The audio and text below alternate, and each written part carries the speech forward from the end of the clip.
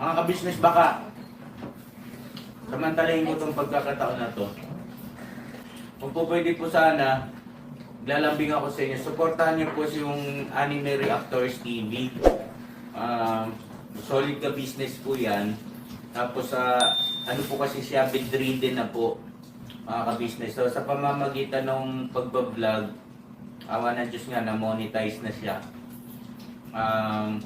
Nagkakaroon siya ng kaunting revenue. Kaya lang maliliit lang kasi yung views niya. Baka pwede po, suportahan natin si Anime Reactors TV. Yan. Pero bedridden na po siya. Kaya mapapansin nyo yung yung at least na mukha niya, pinapakita niya. Cartoon character. Suportahan po natin yan, Anime Reactors TV.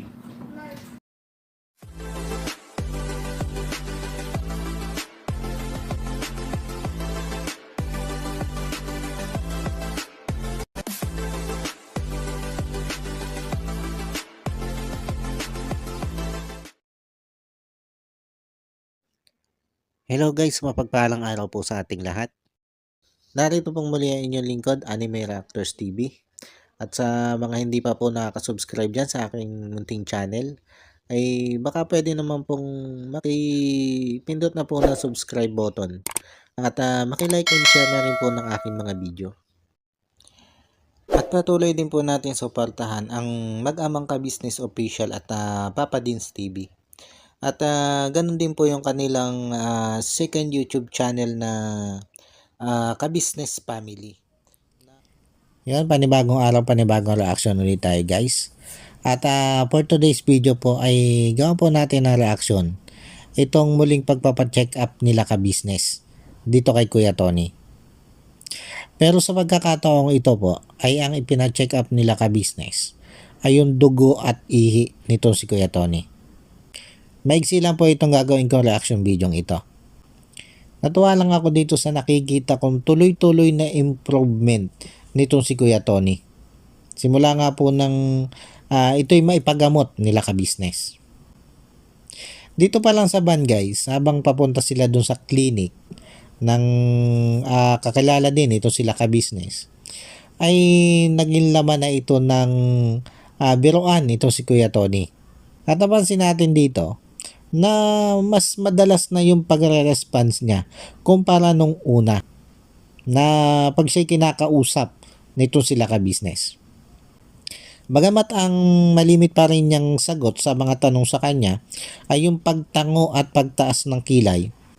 Pero napansin naman natin na may mga tanong na ito sila Ka-Business na kaagad niyang sinasagot ng may salita. Bagamat mahina pa rin yung kanyang boses, pero at least sinasagot niya na ito na may kasamang salita. O di ba guys? Isang napakalaking improvement na nito para dito kay Kuya Tony. At nung nandun na sila sa clinic na kung saan ay ipapacheck up nga ito si Kuya Tony, ay napadaan sila dito sa tapat ng parlor. At dito nga ay biniro-biro nito si Bornok, ito si Kuya Tony, na kung doon daw ba papasok sa parlor. Kung gusto ba daw nito si Kuya Tony na pumasok doon sa parlor. Pero ito si Kuya Tony, hindi natin alam kung yung sagot ba niya ng pagtango ay sumasang-ayon siya dahil gusto niya o sumasang-ayon na lang siya para tapos yung usap.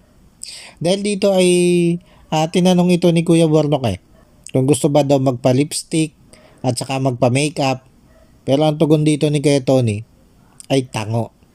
O baga sumasang-ayon siya na yun yung gusto niyang gawin sa kanya. Kaya naman naging tampulan ito ng biruan. Yung biruan na kadalasan nilang ginagawa, lalo na nga pag kasama nila itong si Intoy.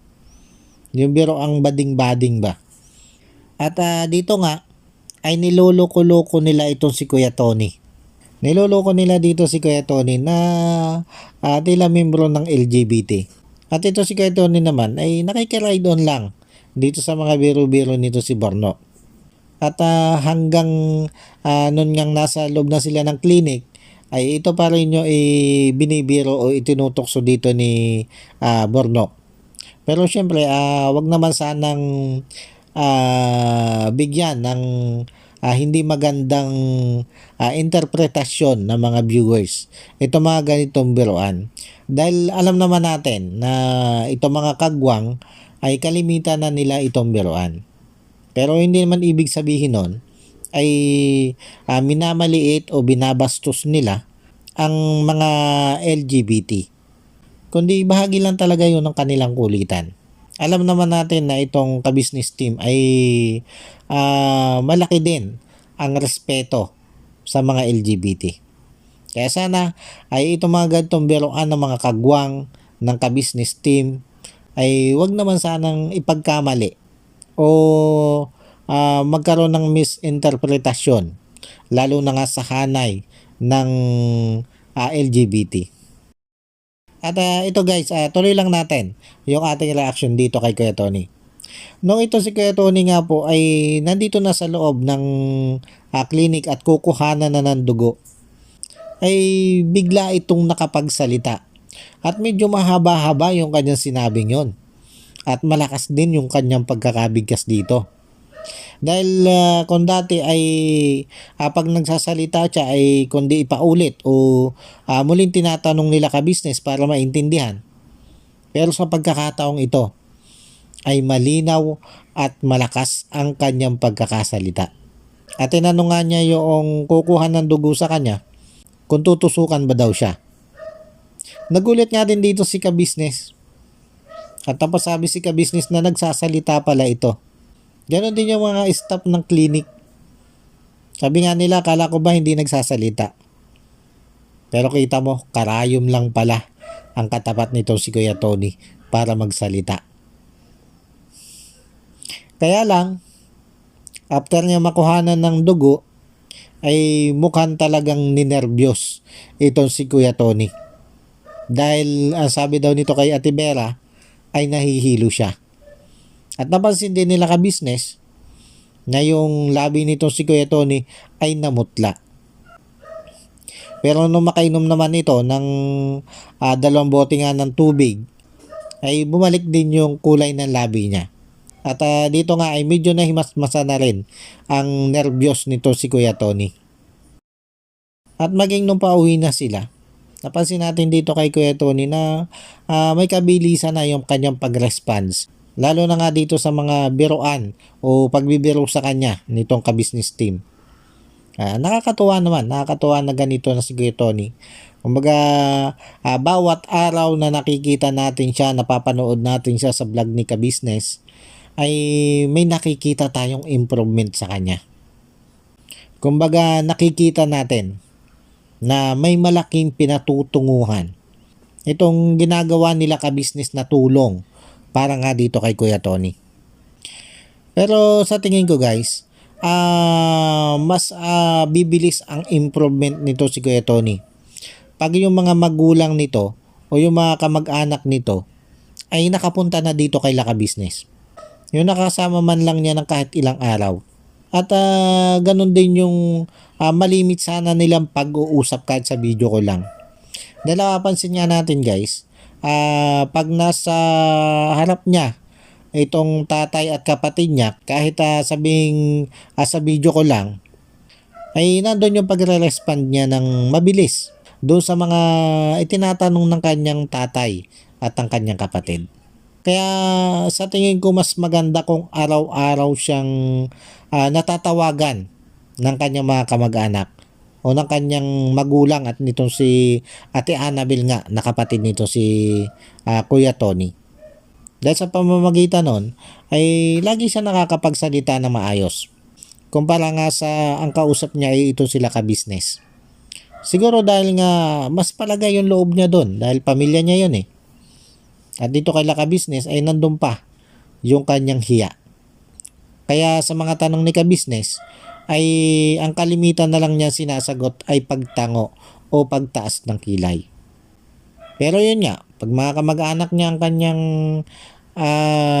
kausap sa video call, ay mas nagiging masalita nga siya. Kaya sabi ko nga, ay mas maganda kung araw-araw sana na nakakausap nito si Kuya Tony yung kanyang pamilya. kahit sa cellphone lang. At sa tingin ko naman pag nasanay na ito dito kay Laka Business, ay utay-utay na rin ito magiging madaldal. Utay-utay na rin itong may ilabas yung totoong siya.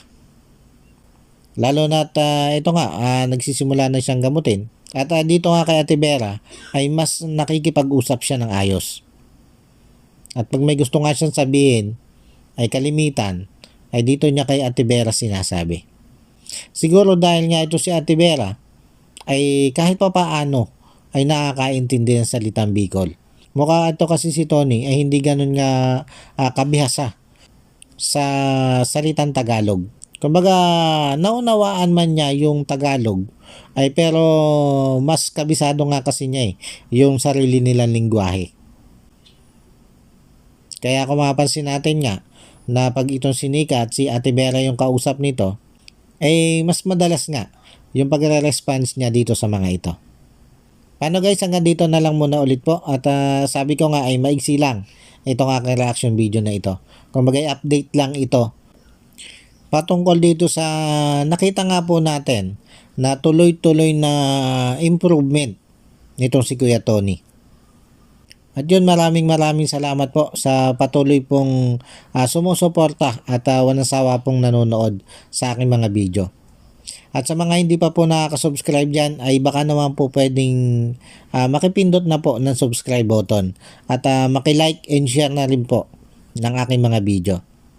At bago po tayo magtapos ay gusto ko lang pong i-shoutout itong si Ma'am Nerissa ng New Jersey. Shoutout po sa inyo ma'am. At shoutout din po dito kay MK Inday Okray. At ganun din po dito sa mga kasamahan kong reactor na sila Taong Gala, Annalisa Reality Vlog, Alminda Mix Vlog, Ma'am Flash Channel, Katangay PLC at Kalingap Tura. Shoutout po sa inyo.